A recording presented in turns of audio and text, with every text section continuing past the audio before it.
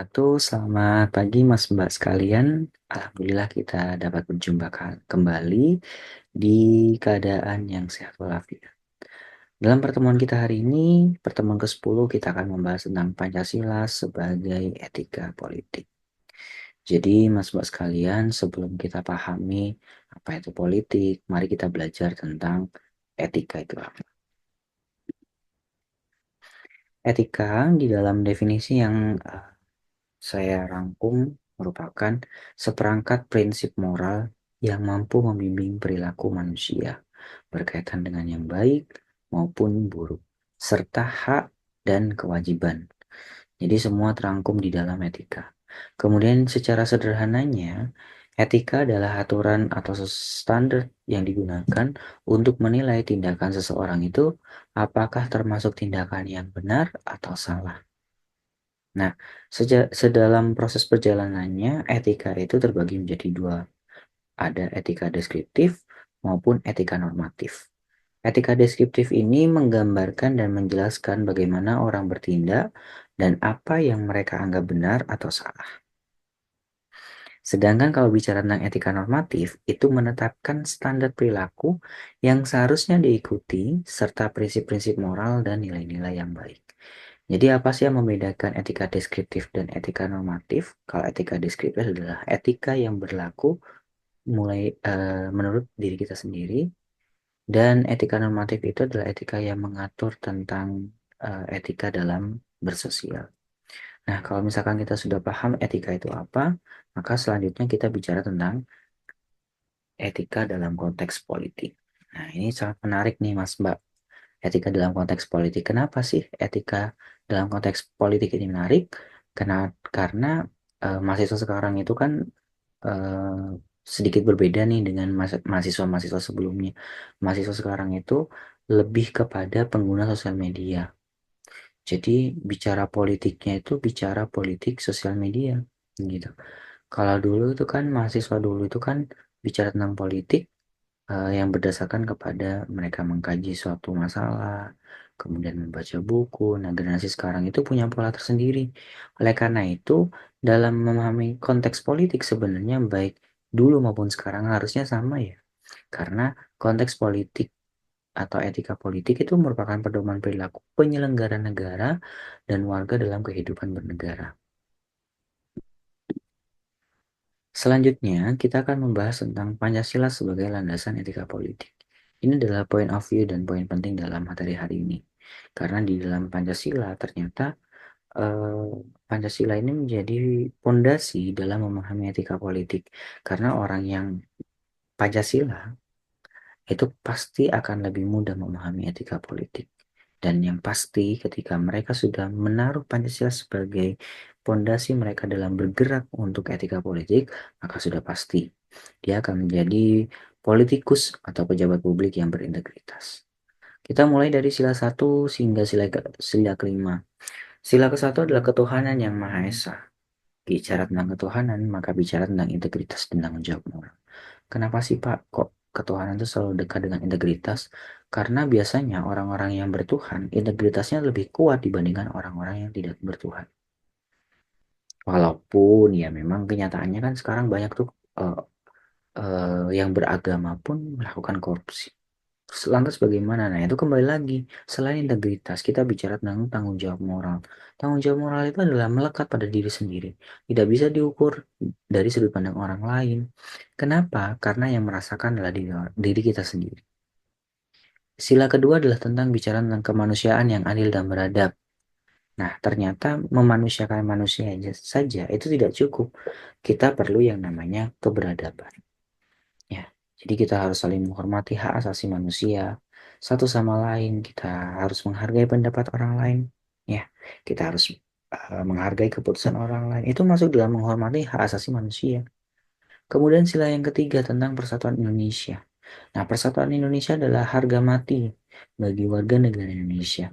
Jangan mudah dan gampang diadu domba oleh masyarakat kita sendiri, oleh segelintir kelompok, gitu. Hanya untuk memecah belah persatuan Indonesia. Nah, bagaimana lantas kita bicara tentang persatuan Indonesia? ya kita bicara kepentingan bersama, itu ada di posisi paling tinggi di antara kepentingan pribadi maupun golongan. Sudah, di situ saja gitu. Jadi kalau misalkan kita bicara tentang pasti Persatuan Indonesia adalah kita itu memprioritaskan kepentingan bersama di atas kepentingan pribadi maupun golongan. Sila keempat kita bicara tentang kerakyatan yang dipimpin oleh hikmat kebijaksanaan dalam permusyawaratan perwakilan. Jadi dalam konsep bernegara, khususnya mereka yang memiliki dasar Pancasila, itu selalu memiliki rasa berpartisipasi dan selalu ingin bermusyawarah. Dan yang kelima adalah keadilan sosial bagi seluruh rakyat Indonesia. Nah, ini bicara tentang keadilan sebenarnya sangat susah nih.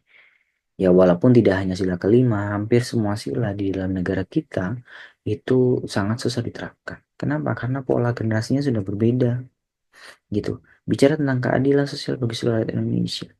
Saat ini kita selalu ditampilkan kepada beberapa berita-berita yang cukup mengenaskan, baik secara berita tentang pemerataan maupun bicara tentang keadilan. Dan dua konsep pemikiran ini soal keadilan dan pemerataan itu selalu menjadi problematika yang tidak pernah ada kunjungnya atau tidak pernah ada ending. Kenapa? Karena sangat susah. Kita bicara keadilan, bagaimana kita menerapkan keadilan dalam diri kita sendiri saja, itu butuh integritas gitu. Maka sebenarnya sila 1, 2, 3, dan 4, serta 5 itu saling berkesinambungan satu sama lain. Orang yang tidak berketuhan atau tidak memiliki Tuhan, pasti integritasnya turun. Bicara integritas turun, berarti dia sudah tidak bisa menerapkan yang namanya keadilan sosial bagi seluruh rakyat Indonesia. Itulah kenapa Pancasila sebagai landasan etika politik itu sangat penting dimiliki oleh kalian, masyarakat, warga, dan khususnya kepada pejabat publik. Nah, selanjutnya kita akan bicara tentang etika dalam kekaryaan, kemasyarakatan, dan kenegaraan. Ternyata etika itu tidak hanya diatur dalam bernegara, tetapi dalam hal yang kecil dalam kehidupan sehari-hari kita sebagai individu atau sebagai warga negara. Katakanlah kita menghasilkan sebuah karya. Kekaryaan ini bicara tentang apa sih? Bicara tentang profesionalisme, bicara tentang kreativitas, dan bicara tentang kepatuhan. Ketiga poin penting ini itu dirangkum dalam bentuk kekaryaan atau memahami etika dalam karyaan. Selanjutnya kita beralih kepada kemasyarakatan. Ini tingkatannya lebih tinggi lagi kalau misalkan tadi kekaryaan lebih kepada individu yang melekat pada diri kita. Selanjutnya bicara tentang lingkungan sekitar atau kemasyarakatan. Ya, hidup kita bertetangga, hidup kita dengan orang banyak, orang lain. Ada 3 poin penting juga. Yang pertama, kepedulian sosial, partisipasi aktif, dan menjaga norma budaya.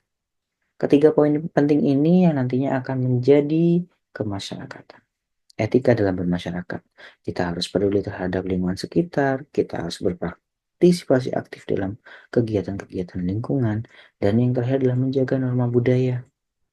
Ini seringkali nih mahasiswa dan generasi muda sekarang itu melupakan atau tidak menjaga yang namanya norma budaya. Ah Pak, kan saya orang kota. Ah Pak, kan saya anak gaul. Nah, konsep gaul dengan melanggar norma budaya itu adalah dua hal yang berbeda. Artinya ketika kalian melanggar yang namanya norma budaya hanya karena beralaskan pengen gaul atau pengen modern, berarti kalian tidak menempatkan diri kalian pada tempatnya. Orang yang bisa memahami norma budaya dengan baik, berarti dia tahu memposisikan diri dia pada tempatnya. Oh, saya ini gaul, berarti saya sedang ada di kota besar, maka saya harus bersikap seperti apa? Oh, sekarang saya lagi kunjungan ke desa terpencil, desa yang tingkat agamanya sangat tinggi, yang apa ya, menempatkan tokoh-tokoh agama itu menjadi prioritas tertinggi. Kita nggak bisa membawa iklim di perkotaan itu masuk kepada wilayah pedesaan yang mungkin notabene memiliki konsep yang cukup kontradiktif. Selanjutnya adalah bicara tentang kenegaraan. Ini lebih besar lagi. Bagaimana sebuah negara itu menerapkan yang namanya good governance. Ya, pemerintahan yang baik. Kemudian yang kedua, pembuatan kebijakan. Yang ketiga adalah penegakan hukum yang adil. Ketiga ini ketika diterapkan, maka kita bicara tentang etika kenegaraan. Pertama, kita bicara tentang good governance. Good governance ini kan pemerintahan yang baik ya. Dilihat dari apa? Dilihat dari aspek akuntabilitas, dilihat dari aspek transparansi, dan juga dilihat dari integritas pejabat publik. Integritas ini itu yang sudah kita bahas tadi di awal. Ya, mulai dari sila pertama, ketuhanan yang Maha Esa, dibuktikan dengan integritas dan tanggung jawab moral. Pemerintahan kita atau pejabat publik kita ketika tidak paham tentang Pancasila atau tidak menempatkan Pancasila sebagai pondasi mereka melangkah dalam etika berpolitik, maka sudah pasti dia tidak bisa dan tidak mampu memiliki integritas yang baik untuk mewujudkan good governance. Yang kedua tentang pembuatan kebijakan berdasarkan keadilan dan kepentingan umum. Kembali lagi tadi kan, harus menempatkan atau memprioritaskan kepentingan umum di atas kepentingan bersama individu maupun golongan. Ini bicara tentang sila ketiga tadi, persatuan Indonesia. Bagaimana sih cara kita mewujudkan persatuan Indonesia? Dengan menempatkan ya kepentingan dan keadilan umum di atas kepentingan kita sebagai individu ataupun sebagai golongan. Dan yang terakhir adalah penegakan hukum yang adil tanpa diskriminasi. Saya rasa ada sedikit perubahan ya pada era zaman Pak Prabowo saat ini. Kenapa? Karena mungkin beliau merupakan salah satu presiden, mungkin presiden kedua dengan presiden ketiga kalinya dalam negara Indonesia yang memiliki background tentara. Mungkin yang pertama ada Soeharto, yang kedua ada Pak SBY, dan yang ketiga oleh Pak Prabowo, di mana masing-masing kepemimpinan masing-masing presiden walaupun background background atau latar belakang dari militer, tapi memiliki pola yang berbeda. Alhamdulillah penegakan hukum di era Pak Prabowo ini mulai kelihatan. Jadi kita mulai optimis nih, bahwasanya akan muncul yang namanya keadilan, walaupun ya beberapa kali kita selalu dihadapkan pada konteks berkehidupan yang kurang adil. Selanjutnya kita bicara tentang evaluasi kritis dalam kekuatan dan tantangannya. Kita bicara kekuatan yang pertama. Ada tiga nih kekuatannya. Yang pertama adalah norma Pancasila itu memberikan dasar moral yang komprehensif. Jadi kalau misalkan seorang pejabat publik menaruh Pancasila sebagai pondasi mereka berjalan, berpikir, dan pengambilan keputusan, dia akan melihat sebuah negara dalam bentuk yang komprehensif. Kok bisa, Pak? Bagaimana tidak bisa? Karena Pancasila ini adalah intisari sebuah negara kita, Negara Kesatuan Republik Indonesia yang didapatkan dari pola kehidupan kita berhari-hari, kesehari-hari, kehidupan pola kita bersosial. Ini adalah intisari negara kita yang dibentuk oleh pimpinan-pimpinan kita terdahulu. Sehingga ketika seseorang sudah paham norma Pancasila, maka sudah pasti dia mampu melihat eh, negara Republik Indonesia ini dalam wujud yang komprehensif. Yang kedua adalah mempromosikan persatuan dan keadilan sosial sebagai tujuan bersama. Jangan sekali-sekali memecah belah negara kita. Kenapa? Karena ini sudah diramalkan oleh presiden pertama kita. Ya kan? Sempat menyatakan bahwasanya saya lebih mudah menghadapi penjajah dari luar dibandingkan kalian generasi yang akan datang akan melawan negara sendiri. Apakah itu terjadi sekarang? Sangat terjadi. Kita masih ingat waktu zaman Pak Jokowi dan Pak Prabowo ya, mencalonkan diri. Keduanya memiliki kekuatan yang cukup besar sehingga pemilihan itu menjadi dan mencatatkan dalam sejarah Republik kita terpecah belah yang cukup panjang sekali. Sehingga pada akhirnya Pak Prabowo mengambil alih dan mengambil sikap kenegarawannya untuk bergabung dalam politik Jokowi. Apakah Pak Prabowo keliru? Tidak. Apakah Pak Prabowo melanggar etika? Tidak. Apakah Pak Prabowo melanggar moral dan tanggung jawabnya? Mungkin iya. Tetapi dia melepaskan ego, sikap egoisnya dia untuk bergabung dalam kabinet Jokowi. Itu membuktikan bahwasannya dia rela untuk kemajuan negara kita. Kemudian dapat mendorong praktik pemerintahan yang lebih etis bila diinternalisasi. Jadi ketika pemerintahan kita memahami sebuah konsep Pancasila, maka saya percaya bahwasanya negara kita akan jauh lebih baik dibandingkan sekarang. Tantangannya apa? Yang pertama adalah kesenjangan antara nilai ideal dan praktiknya yang di lapang. Konsep ideal ini adalah konsep konsep yang semestinya terjadi gitu. Idealnya seperti apa? Jadi ideal itu kalau dalam kontestasi politik itu selalu muncul ketika awal-awal pemilihan. Apa ya istilahnya itu? Hmm, lagi promosi. Jadi mempromosikan diri sebagai wakil rakyat, tolong pilih kami karena kami punya program misi A, B, C, dan D. Itu adalah nilai yang ideal gitu. Tetapi pada saat dia menjabat, prakteknya seperti apa? Nah, kesenjangan ini atau gap inilah yang akhirnya menjadi tantangan bagi negara kita. Yang kedua adalah maraknya korupsi, nepotisme, dan politisasi institusi publik. Nah, ini kalau bicara korupsi ya emang gak ada selesainya. Istilahnya korupsi sudah mendarah daging di negara kita.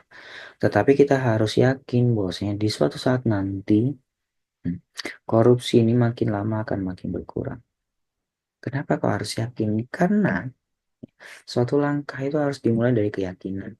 Tetapi sekali lagi, Pancasila ini harus ditaruh pada pondasi kita bergerak, pondasi kita mengambil keputusan, pondasi kita dalam melakukan etika politik. Ya. Sehingga rekomendasi yang mungkin bisa disampaikan untuk permasalahan yang tadi adalah penguatan pendidikan Pancasila dan etika politik sejak dini. Yang kedua, terjadi reformasi harusnya terjadi reformasi birokrasi dan penegakan hukum yang konsisten. Yang ketiga adalah mendorong partisipasi masyarakat dan transparansi publik. Dan yang terakhir adalah penguatan mekanisme akuntabilitas dan sanksi tegas terhadap pelanggaran etika. Jadi sudah tidak ada lagi kompensasi terhadap mereka-mereka yang melanggar etika, baik etika politik maupun etika publik. Kesimpulan yang bisa saya tarik adalah Pancasila menawarkan kerangka etika politik yang sangat relevan. Kenapa? Karena Pancasila lahir dari intisari kegiatan-kegiatan yang ada di dalam negara Republik Indonesia.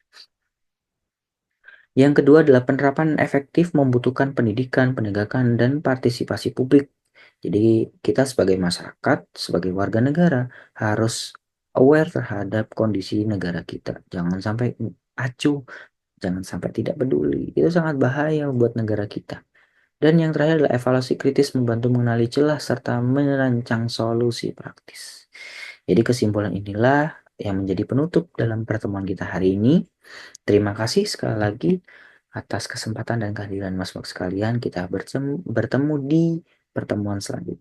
Saya akhiri wabillahi taufiq walhidayah. Wassalamualaikum warahmatullahi wabarakatuh.